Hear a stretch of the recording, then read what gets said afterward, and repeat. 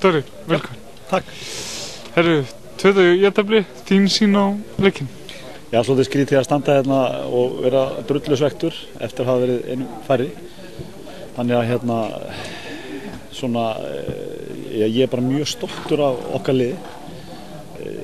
Seinni hálfleikurinn var alveg frábær. Við vorum náttúrulega komnir með bakið upp að vegg eftir að hafa mist manna út af þetta snemma. Og það er ekkert einfalt mál á móti liði eins og FH. Þannig að þetta sýndi bara gríðarlega sterka liðsheild og allir sem komu bæði inn á og leku allan leikinn, þeir voru að gefa sig 100%, þannig að það er það sem við viljum sjá og það skilaði þessu stíi þó að það var sárgrætilega nálægt í að tækjum öll. Svona þegar FH-ingar ná að skora upp á þessi síðari hálfleiks, hvað svona fór í gegnum huga?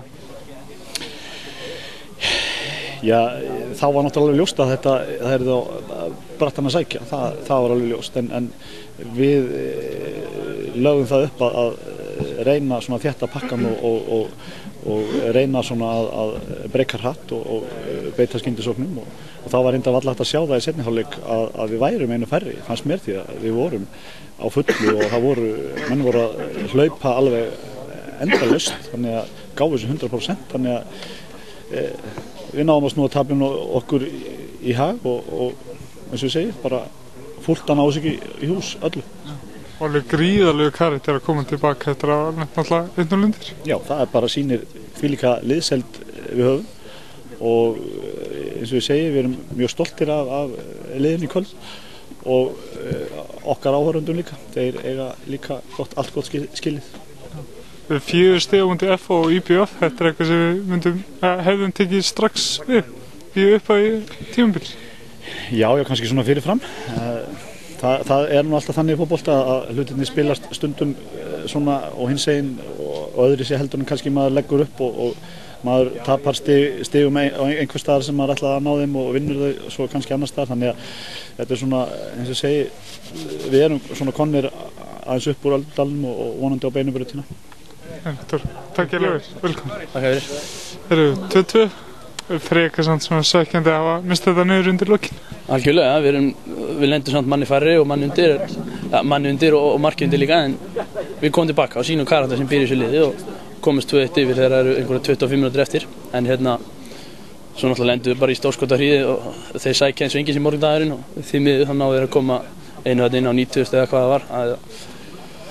Þetta er mjög svekkjandi þó að þetta sé FH og allt það, við erum 2-1 yfir og það er mjög svekkjandi að missa þetta niður þó að það sé erfitt að mótmæla því að þetta sé sanngjörn úrslit. Einu færri, hvernig svona var að vera inn á vellinum og þurfa náttúrulega að hlaupa alveg þvílíkt mikið? Já, það var náttúrulega erfitt en við unnum þetta bara saman, við unnum þetta mjög vel saman miðjan og ég með þeim þarna. Þeir hjálpuðu mjög vel og svo náttúrulega bara sóttum við í skyndisóknum og skilaði 2 mörkum í dag, þannig að það er leiðilegt að missa þetta svona niður, þetta var mjög erfitt og en miðjan vann vel með og við unnum mjög vel saman sem lið og það var ekkert hægt að sjá að við varum manni færri allavega til að byrja með í seinni hálfleik, ekki fyrir að þeir kannski fara að sækja þarna alveg í restina. Þú náðu að skorið fyrsta úrvalsdeildarmark. Hvað svona fór í gegnum hugan þegar þú komst hann í gegn? Já, það var bara að koma helvits bolta í netið og brjóta í sinn. Það er bara komið tím til og nú er bara vonað að þetta fara að hrynja inn.